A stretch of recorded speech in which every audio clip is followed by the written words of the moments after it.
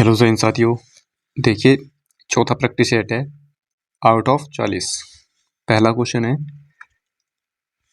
पहला क्वेश्चन दिया है कि ₹5050 की खरीदारी पर दो प्रकार की स्कीम उपलब्ध हैं, जहां पर पहली स्कीम में 20% की छूट है और दूसरी स्कीम में जो है 2 क्रमिक छूट है 15% की और 5% की। बोला है कि दोनों स्कीमों की राशियों का अंतर बताना है। दोनों स्कीमों की जो राशियाँ उनका अंतर बताना है। तो हम क्या करेंगे, हम सवाल को देखेंगे, हमें क्या करना है, क्या नहीं करना है। सॉरी, हमें ये नहीं करना है कि पहले हम यहाँ 20% की छूट निकालेंगे, यानी कि 80/100 इस तरह से।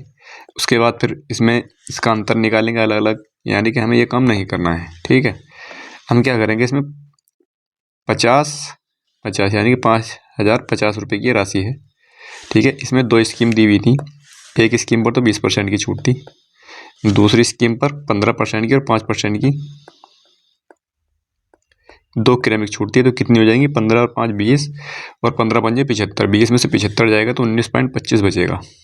19.25% की ये है यहाँ पर। ठीक है, तो अब सवाल में जो पूछा है, सवाल में पूछा है कि इन स्कीमों के बीच में राशियों का अंतर बताना है।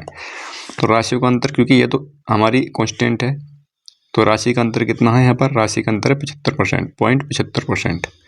ठीक है, 0.75% राशि का अंतर है यहाँ पर। तो हमें क्या करना है, 5050 का 0.75% निकालना है बस। 5050 का 0.75% निकालेंगे तो 75/100 गुणा 100 ये आ जाएगा। और जब इसको हम कैलकुलेट करेंगे तो ये कट जाएगा यहाँ से। और जब 75 या तो और छोटा कर लें, लेकिन यहाँ पे नीचे 100 है तो हमारे पास 100 ही रहना चाहिए। नीचे 1000 है, 10 रहे, 100 रहे, 1000 रहे, 10,000 रहे, इस यूनिट में नीचे रहना चाहिए हमारे पास। तो हम क्या करेंगे, 505 की और 75 की गुणा करेंगे। जब इसकी गुणा करेंगे तो हमारे पास 37,875 आएगा।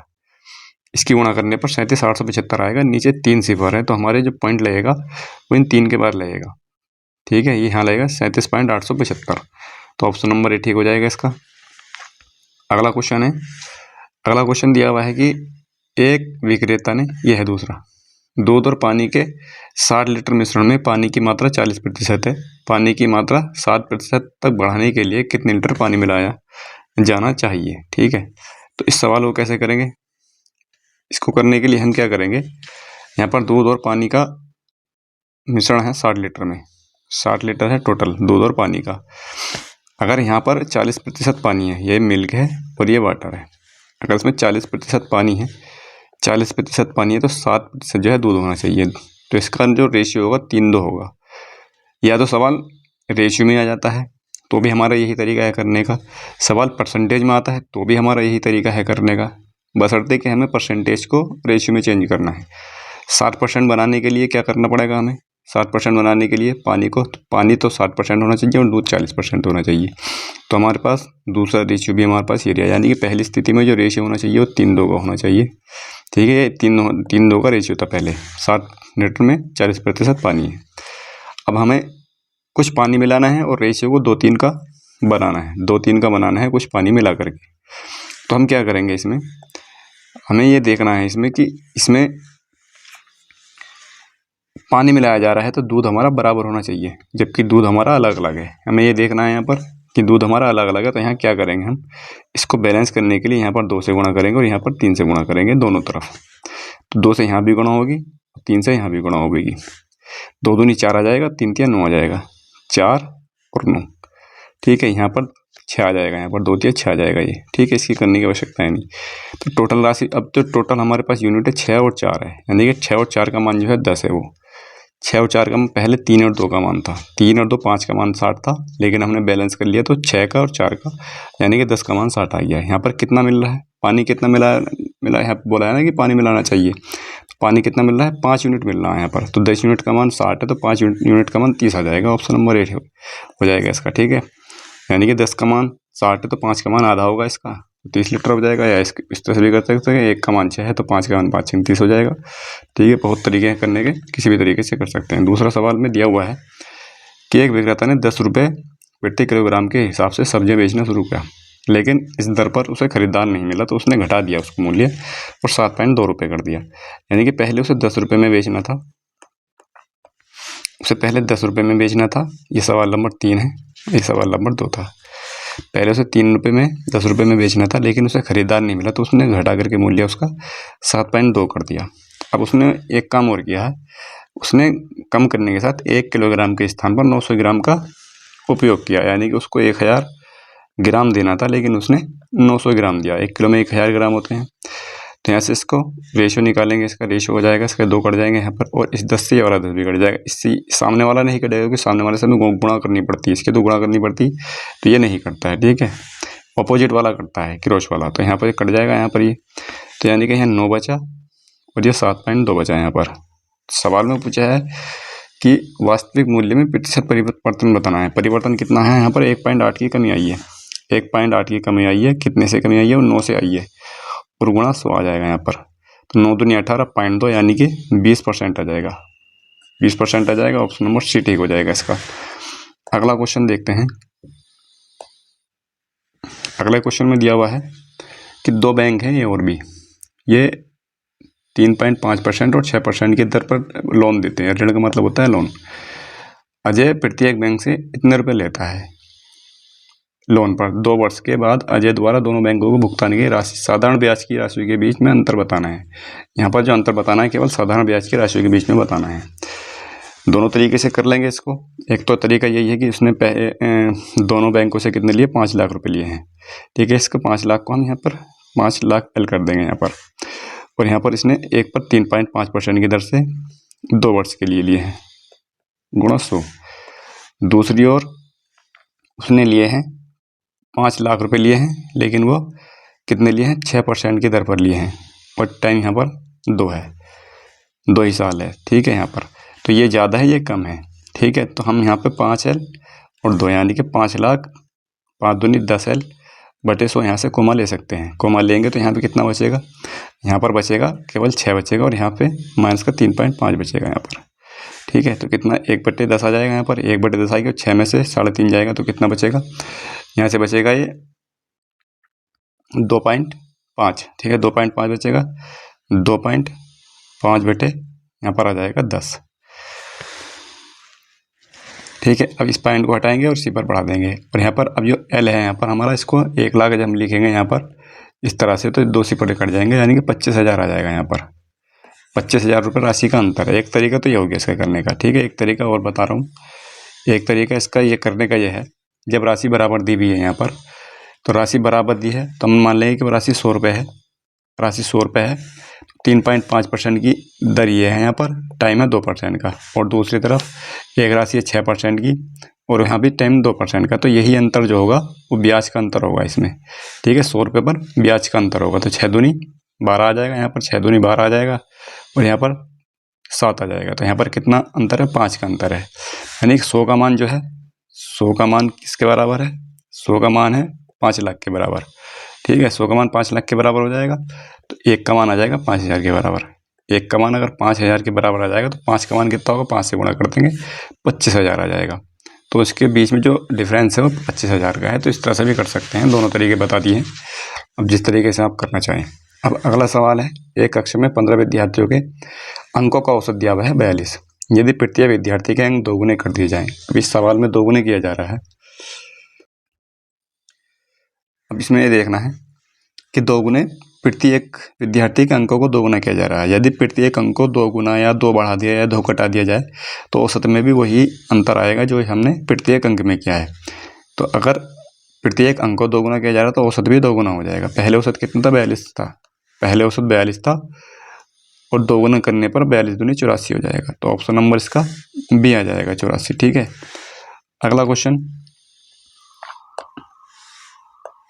क्वेश्चन है कि एक इलेक्ट्रिक पंप एक टैंक को 8 घंटे में भर सकता है, और एक रिसाव के कारण टैंक को भरने में 9 सही 1/3 घंटे लगते हैं। यानी कि एक पंप ए है, ये भर सकता है 8 घंटे में। अब रिसाव के कारण ये तो चलेगा ही चलेगा, फिर रिसाव वाला भी चलेगा। ये 2 पंप हो गया, एक तो ए हो गया, एक रिसाव वाला हो गया, ये रिसाव वाला है। अब जो टंकी भरी जा रही है 9 × 27 और एक 28/3 घंटे में भरी जा रही है यहाँ पर, ठीक है। इसका एलसीएम लेंगे, एलसीएम हम क्या लेंगे? इस वाले ऊपर वाले का ही लेते हैं, ऊपर वाले का इसके साथ लेंगे तो 28, तो इसका एलसीएम कितना आ जाएगा? 56 आ जाएगा। इसका एलसीएम आ जाएगा 56, 8 × 7 = 56, इसकी एफिशिएंसी आ जाएगी 7, और इसकी कितने 28 दूनी 56, इसकी आ जाएगी 3। ठीक है, जब 56 को हम 28/3 से भाग करेंगे तो 28 दूनी 56 और ये ऊपर चला जाएगा तो 6 आ जाएगा इस तरह से। ठीक है, अब अगर ए का मान 7 है, यहाँ पर ए का मान 7 है तो बी का मान कितना होना चाहिए, बी का मान -1 होना चाहिए। ठीक है, बी का मान -1 होना चाहिए। तो हम कह सकते हैं कि बी की जो इफिशियंसी है खाली करने की वो 1 यूनिट है, 1 यूनिट प्रति घंटे खाली कर पाया हूँ। अब आगे सवाल में पढ़ते हैं। इस अवधि के दौरान किसी अन्य बिंदु से पानी टैंक में न तो आता है और न ही बाहर जाता है। ठीक है, कोई नहीं। इस हिसाब से पूरा टैंक कितने समय में खाली हो जाएगा, तो पूरा टैंक कितना है, 56 लीटर का है। पूरा टैंक 56 लीटर का, अगर ये भरा हुआ है तो खाली कितने में हो जाएगा, -1, यानी कि हमारी इसकी आवश्यकता है नहीं, यानी 56 घंटे में ही ये खाली हो जाएगा, 56 घंटे में खाली हो जाएगा, क्योंकि इसकी एफिशिएंसी एक ही थी। अगला क्वेश्चन है इसमें कि अलका किसी कार्य को 18 दिनों में पूरा कर सकती है।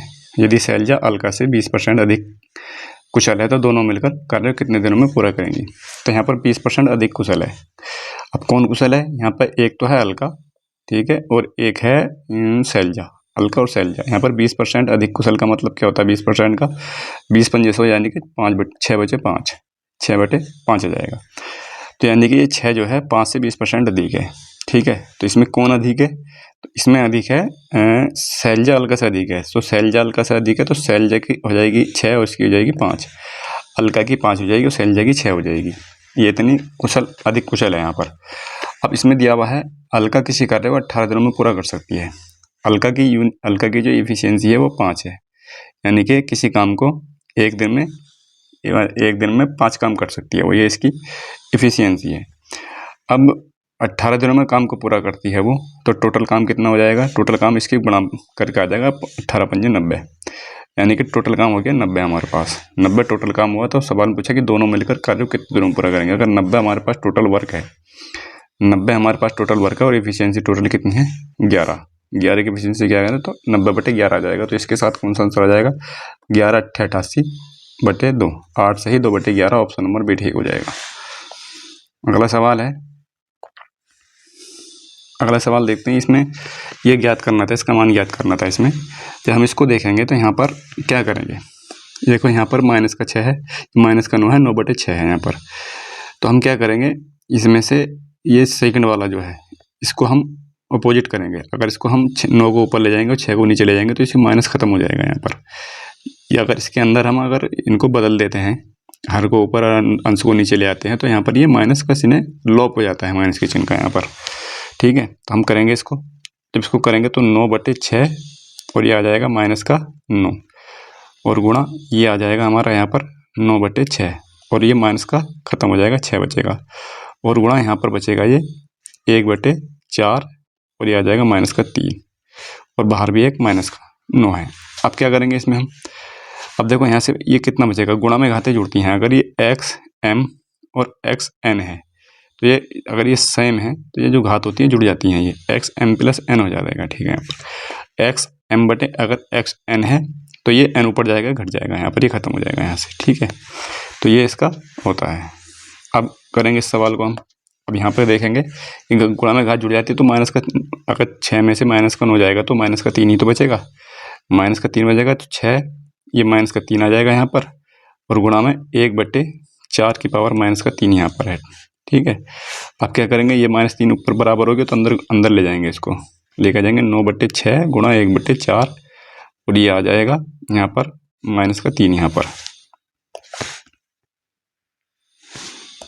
ये आ जाएगा -3 और बाहर -9। अब क्या करेंगे इसको, चाहे थोड़ा सा सवाल में देखना है कि इसमें किस तरह से आंसर किस तरह से दिए हुए हैं। नीचे 24 34 तरह से दिए हुए हैं तो 6 चौक 24 करेंगे। ठीक है, हम काटेंगे नहीं, यहाँ पर 6 चौक 24 करेंगे, 9/24 और 9 × 27।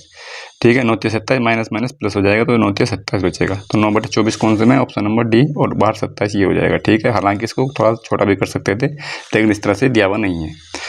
अगला क्वेश्चन देखते हैं, अगला क्वेश्चन देखेंगे। अगले क्वेश्चन में दिया हुआ है कि 8 सेमी त्रिज्या वाले 3 वृत्त एक दूसरे को बाह्य रूप से स्पर्श करते हैं, इस तरह से, जिस तरह से ये दिया हुआ है। तो इसमें बताना है, इसमें जो बताना है कि छायांकित भाग, ये जो भाग है ना यहाँ पर, ये इसका बताना है कि इसका परिमाप कितना है छायांकित भाग का। तो यहाँ पर एक चीज़ देखो, अगर हम इसको मिला दें यहाँ पर, ठीक है, इसकी त्रिज्या r है, यहाँ पर हमने इसको मिला दिया, तो ये भी आर है तो ये भी आर है, तो ये सब आर आर, यानी कि इसका मतलब ये हुआ कि ये समबाहु त्रिभुज है। यहाँ पर ये समबाहु त्रिभुज है, यानी कि इसकी सभी भुजाएं बराबर हैं, और समबाहु त्रिभुज के जो कोण होता है वो 60 डिग्री का होता है। तीनों कोण 60 डिग्री के होते हैं समबाहु त्रिभुज के। ठीक है, अब इसमें क्या करेंगे हम, यहाँ पे हमें ये देखना है कि इसका हमें इसका परिमाप ज्ञात करना है, तो ये हमें ये जो चाप है इसकी यहाँ पर ये इसका मान निकालना हमें। ठीक है, तो इसके मैं दोनों फॉर्मूले बता रहा हूँ, दोनों फॉर्मूले हमें पता होने चाहिए। एक तो चाप का फॉर्मूला होता है, जो चाप होती है उसका, तो चाप जो होती है वो 2 पाई r थीटा बटे 360 ये होता है चाप का। ठीक है, और अगर इसका क्षेत्रफल निकाले इस वाले का, कौन से वाले भाग का, इस वाले भाग का, इस वाले भाग का क्षेत्रफल निकालें तो इसका क्षेत्रफल कितना आएगा, तो एरिया आएगा इसका, तो एरिया आएगा पाई r स्क्वायर थीटा बटे 360। ठीक है, ये दो फॉर्मूले पता होने चाहिए इसके, इससे संबंधित अगर क्वेश्चन आ गया तो उनमें यही दो फॉर्मूले लगते हैं। हम करेंगे इसको, तो इसमें यहाँ पर देखेंगे थीटा का मान कितना है, थीटा का मान तो 360 है यहाँ पर। ठीक है, थीटा का मान 60 है क्योंकि इसका जो कोण है 60 डिग्री का है, और आर का मान यहाँ पर आर ही है। ठीक है, आर का मान यहाँ पर आर ही है। हम इसके चाप की लंबाई ज्ञात करेंगे इस वाली की। यहाँ पर एक बार इसको मैं दोबारा समझा दूँ, बता दूँ किसकी हम लंबाई ज्ञात करेंगे। यहाँ पर हम इसकी लंबाई ज्ञात करेंगे यहाँ पर ये। ठीक है, इसकी यहाँ पर ये जो है इसकी लंबाई यहाँ पर हम ज्ञात करेंगे, तो ये हो जाएगा चाप की लंबाई ये होती है, तो चाप की लंबाई कितनी हो जाएगी 2 पाई r, तो r ही है, और थीटा का मान 60 दिया हुआ है, और नीचे आ जाएगा 360, 2 छंग 12 360 आ जाएगा ना, 2 छंग 12 और 12 तिया 36, यानी कि पाई r बटे 3 आ जाएगा यहाँ पर। ठीक है, पाई r बटे 3 आ जाएगा इसका मान।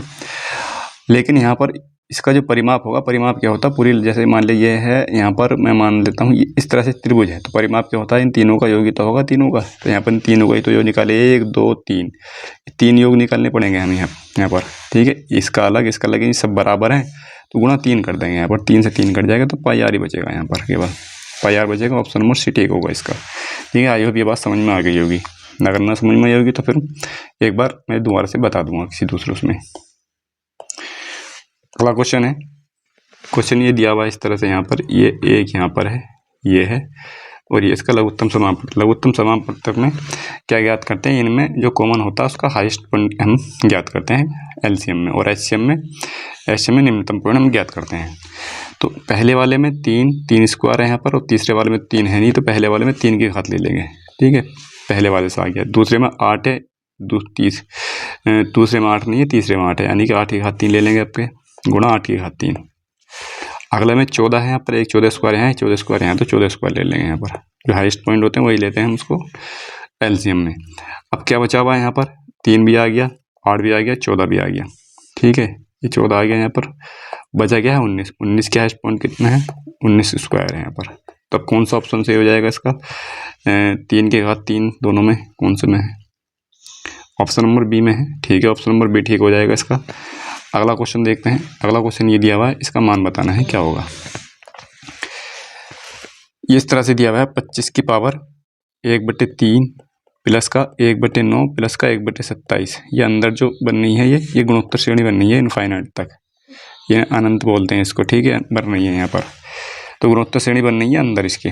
तो गुणोत्तर श्रेणी का जो फॉर्मूला होता है योग का, वो होता है n पदों तक का। n पदों तक का क्या होता है, SN बराबर होता है, मैं बता रहा हूँ ताकि एक बार से फिर से, अगर R जो है R 1 से बड़ा है तो क्या होगा, Rn-1/R-1, और इंटू में आ जाएगा यहाँ पर ए और रहेगा, तो यहाँ पर इसे बाद में लिख लेते हैं यहाँ पर। ठीक है, ये इंटू में ए और आएगा प्रथम पर, तो ये होता है n पदों तक। लेकिन यहाँ पे तो इनफाइनाइट है, तो इनफाइनाइट में क्या करना है, इनफाइनाइट में हम क्या करेंगे, इनफाइनाइट में जो ऊपर वाला ये है ना, ये नहीं आएगा, पूरा ही कट गया यहाँ पर। ठीक है, मैं दोबारा से लिख देता हूँ, इनफाइनाइट में जो ऊपर वाली संख्या है Rn-1 ये नहीं आएगी, बल्कि केवल R-1 ही आएगा केवल।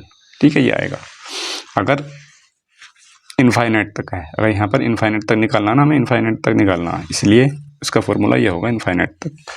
ठीक है, ये नहीं आएगा।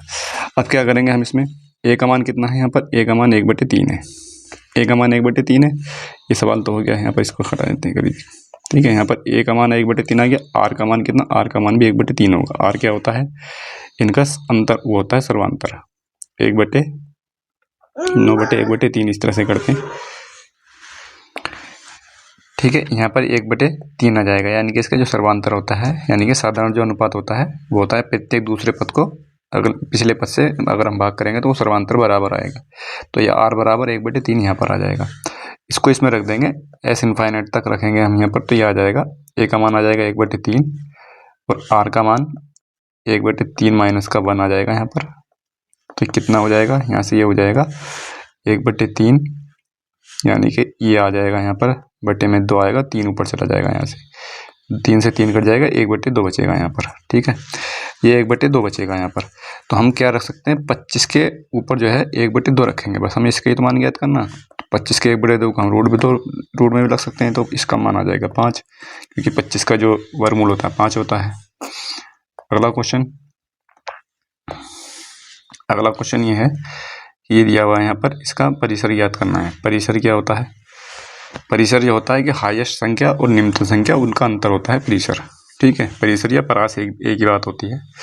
जो हाईएस्ट नंबर है, हाईएस्ट नंबर इसमें कौन सा है, 10 है। ठीक है, और साफ दिख रहा है यहाँ पर हाईएस्ट नंबर यहाँ पर 10 है, और निम्नतम नंबर कितना हो जाएगा, माइनस का 15 है यहाँ पर निम्नतम नंबर। मैंने अभी इससे शायद इसी में आया था या इससे पिछले साइड में आया था। ठीक है, तो मैंने बताया था कि अगर माइनस की जो सबसे बड़ी संख्या होगी वो सबसे छोटी संख्या मानी जाती है। यहाँ पर -15 जो है सबसे छोटी है, इसके बाद जो नंबर आएगा तो -6 का आएगा, फिर -4 का आएगा। ठीक है, इस तरह से बढ़ता चला जाएगा, और जो लास्ट में आएगी संख्या वो लास्ट में आएगी 1, लास्ट में सॉरी सबसे छोटी संख्या तो होगी, तो लास्ट में जाएगी सबसे बड़ी संख्या आएगी यहाँ पर 10। ये 10 है ना, यहाँ पर ये 10 भी है। तो हमें जो ज्ञात करना होता है इसका और इसका अंतर ज्ञात करना होता है परिसर में। तो इसका अंतर कितना हो जाएगा, 10 माइनस का 15, तो ये आ जाएगा 25। ठीक है, ऑप्शन नंबर बी ठीक हो जाएगा इसका। अगला क्वेश्चन है, दिए गए दंड आलेख का अध्ययन कीजिए और इसका आंसर देना है। यहाँ पर एक क्वेश्चन शायद इसमें रह गया है। ठीक है, एक क्वेश्चन रह गया है, मुझे ऐसा महसूस हो रहा है। तो दंड आलेख में ये दिया हुआ है कि 2018 से लेकर 2021 तक एक देश के आयात और निर्यात को दर्शा रहा है। सवाल में दिया हुआ है कि 2018 और 2020 में देश का कुल आयात 2019, 2020 और 2021 में कुल निर्यात से कितने प्रतिशत कम है। ठीक है, तो देखते हैं इसको हम। तो यहाँ पर 2018 और 2020 में देखते हैं। 2018 ये है और 2020 ये है। देश का कुल आयात कौन सा है, आयात है ये वाला। ठीक है, तो 18 में और 20 में देखेंगे 250 और 360। 250 और 360 कितना होता है, 200 और 300 500, यानी कि 610 हो जाएगा। 610 आयात जो है दोनों वर्षों में 610 आ जाएगा यहाँ पर। अब आगे दिया हुआ है 2019, 2020 और 2021, इसमें निर्यात 2019, 20 और 21 इन तीनों में निर्यात, यानी कि काला वाला निर्यात होगा, काला वाला ये। तो इसमें तीनों का 225, 300 और 325, तो कितना हो जाएगा, 300, 300, 600, 2, 800, 850 हो जाएगा। ठीक है, तो निर्यात कितना हो जाएगा, तीनों वर्षों का निर्यात हो जाएगा, कितना हुआ था, 300, 300, 600, ये हुआ था 850 हुआ था। ठीक है, हाँ 850 हो गया, ये 850 इसका निर्यात है टोटल। सवाल में पूछा क्या है, से कितने प्रतिशत कम है, तो ये कितने प्रतिशत कम है ये बताना है इसे। ये 610 जो है 800 से कितने प्रतिशत कम है, तो कितने प्रतिशत कम है, ये आ जाएगा 0, 4, 200, 240 कम है किससे, 850 से। 850 से कम है, गुणा 100 आ जाएगा यहाँ पर। ठीक है, इसको कैलकुलेट करेंगे तो 0 से 0 कटेगा यहाँ पर, और इसको थोड़ा सा 5 से काट लेंगे, 5 दूनी 10, ये आ जाएगा यहाँ पर 5 सत्ते 35 हो जाएगा यहाँ पर, 24 दूनी 48, 480/17 आ जाएगा। इसको हम इससे भाग करेंगे तो 17 दूनी 34, 17 दूनी 34 आ जाएगा। 2 के साथ कई सारे ऑप्शन है, 17 दूनी 34, 6 8 6 14, 140 आ जाएगा। 17 छक्का 17 सत्ते 17 अट्ठे 136। ठीक है, 8 के साथ जाएगा, तो इसमें है कोई, हाँ ये है, ऑप्शन नंबर सी हो जाएगा। ठीक है, पॉइंट के साथ पूरा निकालने की आवश्यकता है नहीं इसको। अगला क्वेश्चन देखते हैं। अगला क्वेश्चन है सवाल नंबर 16 है, ए और बी क्रम से पी और क्यू बिंदुओं से एक दूसरे की ओर यात्रा कर रहे हैं। एक दूसरे को पार करने के लिए ए और बी क्रम से अपने गंतव्य क्यू और पी तक पहुंचने के लिए इतने घंटे लेते हैं। बी की चाल है तो ए की चाल बतानी है। ठीक है, सवाल आसान है, इसमें एक फॉर्मूला लगता है। ठीक है, यहाँ पर ये पी है और ये क्यू है, ये एक दूसरे की ओर यात्रा कर रहे हैं, ए और बी। ठीक है, ए की चाल कितनी है हमें ज्ञात करनी है, ए की चाल। बी की चाल दी हुई है 16.8, 16.8 किमी प्रति घंटा यहाँ बी की चाल दी हुई है। ए का जो समय लग रहा है, ए को जो समय लग रहा है बी तक पहुँचने के लिए, तो वो लग रहा है, कितना समय लग रहा है इसको, 8 संग 48 है 49/8, और बी को जो समय लग रहा है वो लग रहा है 8 घंटे। ठीक है, ये 8 घंटे लग रहा है। तो हमें यहाँ इसकी चाल ज्ञात करनी है, ए की स्पीड यहाँ पर बतानी है। अब इसके लिए एक फॉर्मूला होता है, स्पीड ए बटे स्पीड बी। ठीक है, स्पीड ए बटे स्पीड बी बराबर √ टाइम बी बटे टाइम ए, यानी कि इनके द्वारा लिया गया टाइम और स्पीड। स्पीड ए कितनी हमें ज्ञात करनी है, स्पीड बी कितनी है, 16.8 है यहाँ पर। ठीक है, 16.8 किलोमीटर प्रति घंटा। टाइम कितना है बी के द्वारा लिया गया, तो यह है 8, और ए के द्वारा लिया गया कितना समय है, ए के द्वारा लिया गया समय है यहाँ पर 49/8। 49/8 बटे में लिखेंगे, बटे 8 ऊपर ऑलरेडी ऊपर पहुँच जाएगा यहाँ पर। इसका वर्गमूल हटाएंगे तो 8 एक बाहर निकल जाएगा और यहाँ पर 7 आ जाएगा यहाँ से। ठीक है, 7 से इसको काटेंगे, 7 दूनी 14 और 7 चौक 28। ठीक है, यानी कि स्पीड ए की स्पीड आ जाएगी 8 गुणा 2.4, तो कितनी हो जाएगी, 8 दूनी 16, 8 चौक 32, यानी कि 19.2 आ जाएगी यहाँ पर। ठीक है, 19.2 आ जाएगी। ऑप्शन नंबर सी ठीक हो जाएगा इसका। इस क्वेश्चन को ध्यान से करने की आवश्यकता होती है। अब यहाँ पर और क्वेश्चन है ये वाला, एक संख्या में 60% की वृद्धि करने पर 3550 प्राप्त होता है, तो वह संख्या कितनी है। ठीक है, इसको एक्स मान के भी कर सकते हैं, डायरेक्टली भी कर सकते हैं। 60% की वृद्धि हो रही है, 60% का मतलब होता है 3/5। ठीक है, 60% का मतलब 3/5 होता है। कैसे करके देख लेंगे, 60/100 हो जाएगा, तो पॉइंट से करें 2 6 2 5 10। ठीक है, होता है 3/5, यानी कि वो संख्या 5 है और वृद्धि उसमें 3 है, तो कितनी हो जाएगी, वृद्धि करने के बाद वो 8 हो जाएगी। वृद्धि करने के बाद वो संख्या 8 हो जाएगी, तो करने पर कितनी हो रही है, 3550, यानी कि 8 का मान जो है वो 3550 है। ज्ञात क्या करना है, वह संख्या ज्ञात करना। वह संख्या कितनी है, 5 है, 5/8। ठीक है, इसको कैलकुलेट कर लेंगे, तो कैलकुलेट करने पर कितना आ जाएगा यहाँ पर, 5 पंजे 25, 5 पंजे 25 2 27, और 5 ते 15 2 17/8, यहाँ से आ जाएगा 8 दूनी 16। तो ऑप्शन नंबर बी के साथ चले जाएंगे। ठीक है, यहाँ केवल एक में 2 है, पूरा करने की आवश्यकता है इसको। अब सवाल है अगला सवाल दिया हुआ है कि 1 घंटे में एक नाव धारा की दिशा में 46, इसमें DS, इसको तो देख, तो ये सबसे पहले हमें ये लिखना चाहिए DS, US, B और W। DS जो है ये डाउन स्ट्रीम चाल है, यानी कि समांतर दिशा में, ये विपरीत दिशा में, ये शीतल जल में नाव की चाल है, और ये वाटर वेग है। ठीक है, DS का मान क्या होता है, DS का मान B + W, यानी कि B का और W का योग होता है। US का मान B - W होता है, और W का मान क्या होगा, DS + US का आधा हो जाएगा। ठीक है, इसका इनका अंतर का आधा हो जाएगा। यहाँ जो समय लगेगा हमेशा अधिक लगेगा, यहाँ पर लगने के, यहाँ पर जो टाइम लगेगा इनको, इससे अधिक लगेगा यहाँ पे लगने वाला टाइम। तो ये पॉइंट कुछ पता होने चाहिए। इस पॉइंट पता होने से हमें ये चैप्टर बहुत ही आसान हो जाता है। ठीक है, तो यहाँ पर हमें सवाल करना है। अब सवाल में दिया हुआ है कि 1 घंटे में एक नाव की धारा की दिशा में 46 किमी, यानी कि धारा की दिशा में है 46 किमी और विपरीत दिशा में 36। सवाल में पूछा क्या है, धारा की चाल। तो धारा की चाल क्या है, ये है धारा की चाल। धारा की चाल क्या होती है, इनके अंतर का आधा, यानी कि ये 23 हो जाएगा, ये 18 हो जाएगा। तो कितना बचेगा, 5 बचेगा यहाँ पर। तो ऑप्शन नंबर हो जाएगा सी यहाँ पर। ठीक है, अगला क्वेश्चन है यहाँ पर अगला क्वेश्चन ये यहाँ पर दिया हुआ है। यहाँ से क्या करेंगे हम, ये √6 आ जाएगा यहाँ पर, ये 6 142 आ जाएगा यहाँ पर, ये 6 आ जाएगा, सॉरी 144 आ जाएगा। 144 के बाद ये 12 आ जाएगा, 12 से 61 में से 12 49 आ जाएगा। यहाँ पर 7 बचेगा, 1031 में से 7 जाएगा, कितना बचेगा यहाँ पर, तो ये बचेगा 1024। तो 1024 किसका वर्ग है, 1024 किसका वर्ग निकाल लेंगे। देखो 1024 को वर्ग अगर हमें निकालना तो इसके 2 पॉइंट बनाएंगे। पहले तो यहाँ पर करेंगे 3 तिया 9। तो यहाँ पर हम क्या संख्या रखें कि वर्ग में 4 आई, तो या तो 2 हो सकती है या फिर 6 हो सकता है। 6 चौक 8 हो सकता है। ठीक है, या तो 8 आ सकता है या 2 आ सकता है। तो ये 32 का वर्ग है यहाँ पर। ठीक है, क्योंकि ये 3 तिया 9 यानी कि बहुत करीब है, एक जो है इसके बहुत करीब है, तो करीब वाले आ जाएगा यहाँ पर। तो ये 32 का वर्ग है, इसका आंसर जो आएगा 32 आएगा। ठीक है, अगला क्वेश्चन, ये तालिका दी हुई है। तालिका देने के बाद इसमें सवाल में दिया हुआ है कि किस वर्ष में इसमें जो है किस वर्ष में सभी केंद्रों पर अनुपस्थित रहने वाले की संख्या दूसरी सबसे अधिक थी। तो इसका मतलब क्या हुआ, इसमें देखना होगा PQR में उपस्थित, यहाँ पर 2016 में कुल और उपस्थित कॉलेज P, ये केंद्रीय कॉलेज, और ये Q है, ये R है। तो इसका मतलब ये कुल है, ये उपस्थित है, यानी कि इनका सबका लेना पड़ेगा डिफरेंस। तो इसको डिफरेंस लेकर कर लेंगे। देखो इसको कैसे करना है, 45 में 42 जाएगा 3, यानी कि 2016 में P, Q और R, तो इस पर कितने अनुपस्थित थे, 3 अनुपस्थित थे।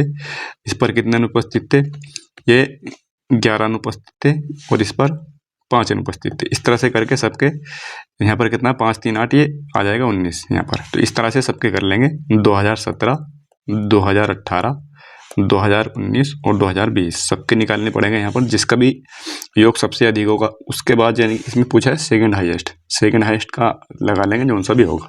ठीक है, इस तरह से कर लेंगे, बहुत आसान है, बस इसमें थोड़ा सा टाइम है, और टाइम कितना लगाना, बस 1 मिनट के अंदर अंदर करना है ये सवाल। अगला क्वेश्चन है, यदि 8 अंकीय संख्या यह है, इस संख्या दी हुई है 9 से विभाज्य है, तो P का मान क्या होगा, P का अधिकतम मान क्या होगा। तो यहाँ पे 9 से और 3 से विभाजित होने के लिए सभी अंकों का योग जो है 9 से विभाजित होना चाहिए और 3 से विभाजित होना चाहिए। तो संख्या क्या है, 1 2 4 2 5, इसके अलावा P और 9। ठीक है, तो एक तो 9 ये तो खत्म हो जाएगा, ये भी खत्म हो जाएगा। यहाँ से बचा कितना, 2 और 1 3, 3 और 3 6, यानी कि 6 तो ये बचा। तो अब यहाँ पर क्या रखें, यहाँ पर हाईएस्ट संख्या क्या हो सकती है, इनमें से देखेंगे। अगर 3 हमने यहाँ पर रख दिया तो ये विभाजित है, 3 से विभाजित है यहाँ पर, ये 3 कर दिया 9 से विभाजित हो जाएगा यहाँ पर। लेकिन इसमें हाईएस्ट की बात पूछी है, तो 4 रखेंगे 10 नहीं हो रहा, 8 रखेंगे 14 हो रहा, और 5 से 11, तो ऑप्शन नंबर डी ठीक हो जाएगा इसका। ये 3 जो है, 3 रखने पर यहाँ पर विभाजित हो जाएगा P का मान। अगला क्वेश्चन देख रहे हैं। अगला क्वेश्चन है, 40 किलोमीटर प्रति घंटा और 22 किलोमीटर प्रति घंटा की चाल से एक ही दिशा में चल रही 2 रेलगाड़ियाँ 1 मिनट में एक दूसरे को पूरी तरह से पार कर जाती हैं। यदि पहली रेलगाड़ी की लंबाई इतनी है तो दूसरी की बतानी है। ठीक है, बहुत आसान क्वेश्चन है। इस क्वेश्चन को करने के लिए क्या करना चाहिए, पहले तो हमें इनको सजाना चाहिए पहले। अगर किसी बच्चे ने नहीं कर रखे हैं, ये पहली बार कर रहे हैं, तो इसको सजाओ पहले कि 2 रेलगाड़ियाँ हैं, एक ही दिशा में चल रही हैं, एक ही दिशा में जा रही हैं। एक तो ये है और दूसरी ये है यहाँ पर। ठीक है, दोनों एक ही दिशा में जा रही हैं। ठीक है, पहली की चाल क्या है, पहली की चाल है 40 किलोमीटर प्रति घंटा और दूसरी की है 22 किलोमीटर प्रति घंटा। अगर एक ही दिशा में जा रही हैं तो फिर जो सापेक्ष चाल होगी वो घट जाएगी, घट के कितनी आ जाएगी, 18 आ जाएगी। ठीक है, 18 आ जाएगी, 18 किलोमीटर प्रति घंटा। आंसर देखना है किस चीज़ में आ रहा है, आंसर जो आ रहा है वो लंबाई कितनी है, तो मीटर में आंसर आ रहा है। तो मीटर में आंसर आ रहा है तो हम इसको मीटर प्रति सेकंड मत लेंगे, किलोमीटर प्रति घंटा से मीटर प्रति सेकंड में जाना तो 5/18 से करेंगे, क्योंकि हम छोटी तरफ जा रहे हैं तो ऊपर 5 होना चाहिए। मैंने बात कई बार बता दी। 18 से 18 कट जाएगा तो 5 मीटर प्रति सेकंड की चाल आ जाएगी, 5 मीटर प्रति सेकंड की चाल आ जाएगी, सापेक्ष चाल। ठीक है, अब क्या करना होगा हमें, इस वाली की लंबाई कितनी है, इसमें एक की लंबाई दी हुई है 125 मीटर, पहली की लंबाई दी हुई है 125 मीटर, दूसरी की हमें पता नहीं है, दूसरी की हम मान लेते हैं x है। तो हम क्या करेंगे, 125 प्लस x, इस दूरी को तय कराना है इससे। ये सापेक्ष चाल है 5 मीटर की, तो कितने में तय कर देगी इसको, यानी कि पार कर जाएंगी, ये पार कर जाएंगी 1 मिनट में, यानी कि 60 सेकंड में पार कर जाएंगी। तो 5 छंग 30 हो जाएगा, इधर जाएगा 5 छंग 30 हो जाएगा। 300 में से जब हम 125 घटाएंगे तो कितना आएगा, तो ये आएगा 175। ठीक है, 175 आ जाएगा, ऑप्शन नंबर सी ठीक हो जाएगा। क्या हुआ है, ये ग्राफ दिया हुआ है, 2 कंपनियां यहाँ पर एक्स और जेड, इनके द्वारा निर्मित स्कूटर हैं, उनकी संख्या दी हुई है हज़ारों में, और ये सन है, इनमें इन सन में दिए हुआ है कितने सन है, 6 सन है यहाँ पर। अब इसमें सवाल में दिया हुआ है कि इस अवधि में आएगी सभी 2016 से लेकर 2021 तक ये स्कूटर कंपनी एक्स द्वारा निर्मित स्कूटरों की औसत संख्या बतानी है। औसत संख्या क्या होगी, इनका टोटल का योग, कंपनी एक्स स्कूटर, यानी कि एक्स कौन सी है, ये वाली है, ये वाली है, तो हमें ये लेनी पड़ेगी 128, 110, 102, 80, 109, 170, ये हमें योग ज्ञात करना पड़ेगा। इसका योग कितना हो जाएगा, 100, 200, 300, 400 और 500। 500 तो यहाँ पर ये हो गए। ठीक है, जोड़ने का तरीका यही है हमारा। इसके बाद यहाँ पर 20 और 10 30 आ जाएगा, 28 और 10 38 और 2 40, 40 और 9 49। ठीक है, 49 आ जाएगा यहाँ पर, 49, 70 और 80, ये और जोड़ना 150, और 49 यहाँ पर आ जाएगा, 199 आ जाएगा यहाँ पर। 199 मतलब 699 आ जाएगा। टोटल योग जो आ जाएगा वो 699 आ जाएगा इसका। ठीक है, 699 को 6 से भाग करना है तो आ जाएगा 6 कम 6 आ जाएगा यहाँ पर, 6 कम 6 और बचेगा 3, 6 छंग 36, 6 पंजे 30। और ये 1000 में थी तो एक सिफर हमने ले लिया, एक 2 सिफर और बचेंगे यहाँ पर। 116500। ऑप्शन नंबर सी ठीक हो जाएगा। अगला क्वेश्चन देखते हैं। अभी इसमें है क्वेश्चन, अगला क्वेश्चन दिए गए वर्षों में, अच्छा इसी का ये भी ठीक है, में से किस वर्ष में कंपनियों एक्स और जेड के उत्पादन के बीच अंतर सबसे अधिक था। तो अंतर सबसे अधिक किस में होगा, तो इसमें तो बहुत आसान है निकालना अंतर। जहाँ पर भी ये ग्राफ है, जहाँ पर भी इसमें अंतर दिखाई ज़्यादा दे रहा है तो वहीं पर ज़्यादा अंतर होगा ये। ठीक है, और सबसे कम अंतर या तो यहाँ होगा, यहाँ होगा, देख लेंगे एक बार किस में अंतर, या यहाँ भी हो सकता है। तो इनमें देखना पड़ेगा। अगर तीनों में अंतर पूछ लिया था, अगर कम अंतर पूछ लिया तो हमें ये तीनों देखने पड़ते, लेकिन यहाँ वैसे ही ज़्यादा दिखाई दे रहा है तो 2017 में है। ऑप्शन नंबर डी ठीक हो जाएगा। एक गोले का आयतन इतना दिया हुआ है तो उसका पृष्ठीय क्षेत्रफल बताना है। गोले का आयतन क्या होता है, 4/3 पाई r की घात 3, ये होता है गोले का आयतन। इसका पृष्ठीय क्षेत्रफल क्या होता है, संपूर्ण पृष्ठ, और वक्र पृष्ठ एक ही होता है इसका, तो इसका आ जाएगा 4 पाई r²। ठीक है, ये इसके दो फॉर्मूले पता होने चाहिए। अब हमें क्या देखना है इसमें, इसमें गोले का आयतन दिया हुआ है 4/3 पाई r की घात 3 बराबर कितना दिया हुआ है, 130977 ये दिया हुआ है। ठीक है, पाई r की घात 3 बराबर कितना हो जाएगा यहाँ पर, 130977 गुणा यहाँ पर आ जाएगा 3/4। ठीक है, 3 इधर जाएगा, 4 नीचे चला जाएगा। ये 22/7 होता है यहाँ पर, 22/7 भी रख लेंगे, 7/22 उल्टा करके रखेंगे इधर। 11 से काटेंगे, 11 दूनी 22, 11 से इसको काटेंगे, 11 कम 11, 11 कम 11, बचेंगे यहाँ पर कितने, यहाँ पर 9 बचेंगे, 11 में 11 और 11 70 77। ठीक है, तो अब जो बचेगा हमारे पास 11,907 गुणा 3 गुणा 7/8 बचेगा यहाँ पर। ये 8 तो हमारा पूर्ण घन है। अब ये देखना किसका घन है, घन निकालने के क्या करेंगे, 11,907 तो यहाँ पर है ही। ठीक है, 11,907 है, ये थोड़ा गड़बड़ हो गया, 11,907 यहाँ पर आ जाएगा। इसमें से काट लेंगे, इसको 7 से काटेंगे, इसको 7 एकम 7 आ जाएगा यहाँ पर। ये बचेगा यहाँ पर कितना, 4, 7 7 49 और 7 एकम 7, फिर से 7 से एक बार काट लेंगे, 7 दूनी 14, यहाँ पर बचेगा 7 चौक 28 और 7 तिया 21। 3 से काटेंगे, 3 8 24, 3 एकम 3, 3 से काटेंगे 27 बार जाएगा, फिर 3 से काटेंगे, 3 9 27, 3 9 27 और 3 एकम 3, 1 2 3 4 5 और एक ये है, यानी कि यहाँ पर आ जाएगा 3 की पावर 6 तो ये आ जाएगा, 1 2 3 7 की पावर 2 ये आ जाएंगे। ठीक है, और तो कुछ बचा नहीं हमारा यहाँ पर, बटे में 8 आ जाएगा यहाँ पर, और ये r की घात 3 है यहाँ पर। तो इस तरह से इसका घन निकाल लेंगे, घन निकालने का ये तरीका है। ठीक है, तो अब ये किसका आ जाएगा यहाँ पर, ये आ जाएगा यहाँ पर 9 गुणा 7/2। ठीक है, r का मान आ जाएगा ये। ठीक है, r का मान आ जाएगा 9 9 7 63, यानी कि 63/2 r का मान यहाँ पर आ जाएगा। अब इसका पृष्ठीय क्षेत्रफल निकालना है, तो 4 पाई r² करके निकालेंगे, तो यहाँ पर रहते हैं 4 गुणा 22/7 और गुणा 63/2 गुणा 63/2। ठीक है, अभी इसमें देखना है कि आंसर पाई में आ रहा है किस चीज़ में आ रहा है। ठीक है, अभी इसको और कैलकुलेट कर लेंगे, 7 में 63 हो जाएगा, 2 दूनी 4 ये चला जाएगा यहाँ से, और इसी पूरा चला जाएगा यहाँ पर।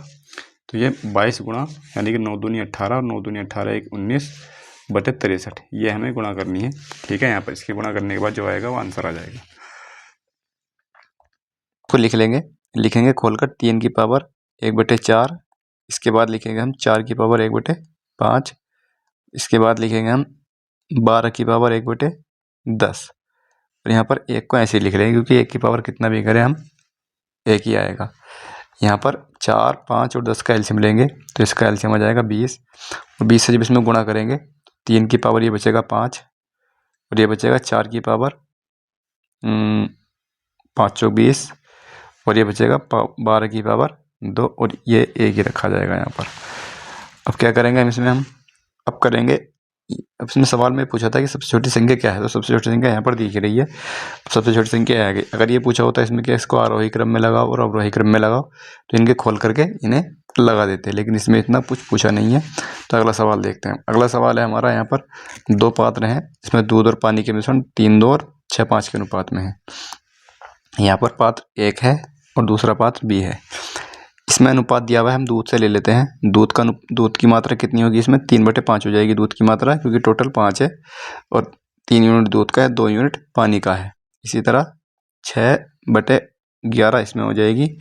और जो फाइनल मिश्रण है 4/3 इसमें हो जाएगी दूध की मात्रा 4/7। यहाँ पर क्या करेंगे? 11, 5 और 7 इसका एलसीएम लेंगे। एलसीएम क्यों लेंगे? एलसीएम इसलिए लेंगे ताकि हम इसमें गुणा करके इसको एक भिन्न में ना करके पूर्ण संख्या बना सके। 7 गुणा 5 गुणा 11 ये इसका एलसीएम हो जाएगा। ठीक है, इसका एलसीएम हो जाए, इसमें गुणा करेंगे हम यहाँ पर, तो 5 से 5 कट जाएगा और 11 7 77। ठीक है, 11 7 77 बचेगा और इसका काम खत्म हो जाएगा। यहाँ पर इसकी ज़रूरत है नहीं अब हमारे पास। अब यहाँ पर हमने इसमें गुणा करेंगे, जब इसमें गुणा करेंगे तो 11 खत्म हो जाएगा, 5 7 35 बचेगा यहाँ पर ये। ठीक है, इसका भी काम हमारे पास अब नहीं रहा, इसकी भी ज़रूरत नहीं पड़ेगी। अब इसी तरह से हम नीचे करेंगे, यहाँ पर इसमें करेंगे तो 7 से गुणा करेंगे तो 11 5 55 यहाँ आ जाएगा। ठीक है, तो इसका भी आवश्यकता नहीं पड़ेगी, इसको भी यहाँ से हटा देंगे। अब हमारे पास जो संख्या रहेगी, पूर्ण संख्या, ये रह गई हमारे पास। ठीक है, हमारे पास क्या संख्या रह गई? वो रह गई यहाँ पर ये। अब इसमें लेंगे हम, इसमें एलिगेशन लेंगे, क्या करेंगे? 3 7 21, 3 7 21। ठीक है, ये 221 आ जाएगा यहाँ पर। या तो हम इसकी गुणा कर लेंगे। ठीक है, एक तो तरीका यह है कि गुणा करके इसमें से घटा लो। ठीक है, चलो गुणा करके घटा लेते। 3 7 21, 3 से ये 23 आ जाएगा। ठीक है, यहाँ पर यह आ जाएगा 23, यानी कि 231। यहाँ पे करें 4 5 20 और 4 5 20 और 2 22। इसकी करेंगे 6 5 30 और 6 3 18 3 21 210। इसमें से इसको घटाएंगे तो कितना बचेगा? 11, और इसमें से इसको घटाएंगे तो 10 बचेगा यहाँ पर। ठीक है, तो 10 11 का यहाँ पर रेशियो आ जाएगा। यहाँ पर जो इस अनुपात में मिलाने पर इतना हो जाएगा। ठीक है, एक तरीका तो यह है, एक तरीका और दूसरा भी है इसका। ठीक है, वो मैं बाद में बताऊंगा। ठीक है, अभी समय थोड़ा सा कम है। अब सवाल है अगला, श्रृंखला के n पदों का योगफल ज्ञात करना है। श्रृंखला दी हुई है 7 और इस तरह से आगे को बढ़ती चली जा रही है, इसमें एक एक बढ़ता चला जा रहा है, इस तरह से है ये। ठीक है, आगे को इस तरह से हम कर लेंगे। ये n पदों तक का योगफल इसमें बताना है। इसमें अब क्या करेंगे? सबसे पहले इसमें से एक तो 7 बाहर निकालेंगे। ठीक है, 7 बाहर निकालेंगे और तुरंत हम, चलो हम पहले 7 बाहर निकालते हैं। 1 + 11 + 111 और प्लस का यहाँ पर ये n तक, n पदों तक का योगफल हमें बताना है। अब क्या करेंगे? हम इसमें सबको 9 बना लेंगे, यानी कि 9 से गुणा करेंगे अंदर इसकी। 9 से अगर अंदर गुणा करेंगे तो एक 9 से भाग भी करनी पड़ेगी 9 से हमें। तो ये हो जाएगा 9 + 11 99, क्योंकि हम अपनी तरफ से तो रख नहीं सकते, तो हमें जो रखना पड़ेगा उसी के बदले में उसको देना ही पड़ेगा वहाँ पर। ठीक है, तो अब यहाँ पर क्या करेंगे? 7/9 यहाँ पर आ गया। अब अंदर क्या करेंगे? अंदर 10 - 1 हो जाएगा ये। ठीक है, और ये 100 - 1 हो जाएगा। इस तरह से इसको इस फॉर्म में लिख लेंगे। यहाँ पर ये आ जाएगा 1000 - 1। ये n पदों तक का योगफल हमें बताना है यहाँ पर। अब क्या कर सकते हैं इसमें हम? अब कर सकते हैं इसमें 7/9, इन दोनों को सीरीज को अलग कर लेंगे, 10 वाली को और 1 वाली को। इसको अलग करेंगे तो 10 + का 100 + का 1000 इस तरह से बनेगी, और ये n पदों तक बन जाएगी ये। ठीक है, n पदों तक। इसके अलावा दूसरी जो बनेगी, ये माइनस आ जाएगा, माइनस बाहर आ जाएगा, तो ये सब अंदर वाले प्लस के हो जाएंगे, और ये n पदों तक है। ठीक है, एक को अगर n पदों तक जोड़ेंगे तो इसका योग n ही आएगा। एक n तो हमें यहाँ से मिल जाएगा। ये जो है गुणोत्तर श्रेणी है, जीपी श्रेणी है, जीपी सीरीज है, तो इसमें a का मान 10 आ जाएगा, r का मान भी इसमें 10 है। ठीक है, n पदों तक का योगफल अगर हम ज्ञात करें, जीपी का योग कितना होता है? a का मान हम पहले ही रख लेंगे इसमें। ठीक है, यहाँ पर रख लेंगे, a का मान 10 आ जाएगा। ठीक है, और r की पावर n, r का मान भी इसमें 10 है, n - का 1 और बटे n, यानी कि r - 1। r कितना है? 10, में से 1 घटाएंगे तो 9 बचेगा यहाँ पर, और माइनस का यहाँ n बचेगा। ठीक है, डायरेक्टली कर सकते हैं इसको हम। अब यहाँ पर देख लेंगे क्या ये इसमें कोई सा ऑप्शन, इतने यहाँ से ही हम ऑप्शन मिला लेंगे। तो यहाँ 7/9 10, यानी कि नीचे एक 9 भी चाहिए, तो ये तो होगा नहीं। 7/9 10/9 आ जाएगा, 10 माइनस, तो ऑप्शन नंबर बी ही ठीक हो जाएगा। तो इस तरह से इसको कर लेंगे। अगला क्वेश्चन, अगला क्वेश्चन ये दिया हुआ, चतुर्भुज दिया हुआ है यहाँ पर, और ये इसकी भुजाएं दी हुई हैं, इसका क्षेत्रफल बताना है त्रिभुज का। ठीक है, त्रिभुज आ जाएगा हमारे पास, ये चतुर्भुज है। ठीक है, चतुर्भुज है यहाँ पर, ये चतुर्भुज हो गया। यहाँ पर ये A B C और D हो गया यहाँ पर ये। ठीक है, इसमें सवाल में दिया हुआ है कि ए बी बराबर 17 है, इसके अलावा बी सी बराबर यहाँ पर 8 है, सी डी बराबर 9 है और ए डी बराबर 12 है। यहाँ पर 15 हो रहा है, ये ए सी का मान है, जो 15 है तो वो ए सी का मान है इसका, यहाँ पर ये आ जाएगा 15 यहाँ पर। अब यहाँ पर दो त्रिभुज बनते हुए दिखाई दे रहे हैं। एक तो ये हमारे पास ये वाला त्रिभुज है, ये वाला, ये, और एक हमारे पास ये वाला त्रिभुज है। इसमें दो त्रिभुज दिखाई दे रहे हैं हमें यहाँ पर। तो हम दोनों त्रिभुज का योग ज्ञात कर लेंगे। दोनों त्रिभुजों के क्षेत्रफल का योग हम ज्ञात करेंगे तो हमारे चतुर्भुज का योगफल निकल जाएगा हमारे पास। तो त्रिभुज का योगफल, त्रिभुज का क्षेत्रफल निकालना हमारे पास आसान है। तो कैसे निकालेंगे त्रिभुज का क्षेत्रफल? इसका त्रिभुज का क्षेत्रफल का जो फॉर्मूला होता है 1/2 आधार गुणा लंब होता है। तो इसमें आधार और लंब कैसे पहचानेंगे? तो इन तीनों में ये 3 भुजाएं हैं इसकी, ये 3 भुजाएं हैं। तो जो बड़े वाली भुजा है उसको छोड़ देंगे, बाकी जो भुजाएं होंगी वो लंब और आधार होगी। तो इसमें लंब 15 होगा और आधार 8 होगा यहाँ पर, ठीक है। तो 15 गुणा 8 हो जाएगा यहाँ पर, ठीक है। कुछ बच्चे क्या करेंगे, एकदम छूटते ही क्या करेंगे, 17 गुणा 8 करेंगे। 1/2 17 गुणा 8, ऐसे नहीं करना है, क्योंकि सब जो बड़ी संख्या होती है, जो बड़ी संख्या होती है तो विकर्ण होता है, ना कि लंब होता है, ठीक है। बड़ी संख्या हमेशा विकर्ण होती है। तो इसमें विकर्ण होगा ये वाला, ऊपर वाले में, इसमें होगा विकर्ण ये वाला, ठीक है।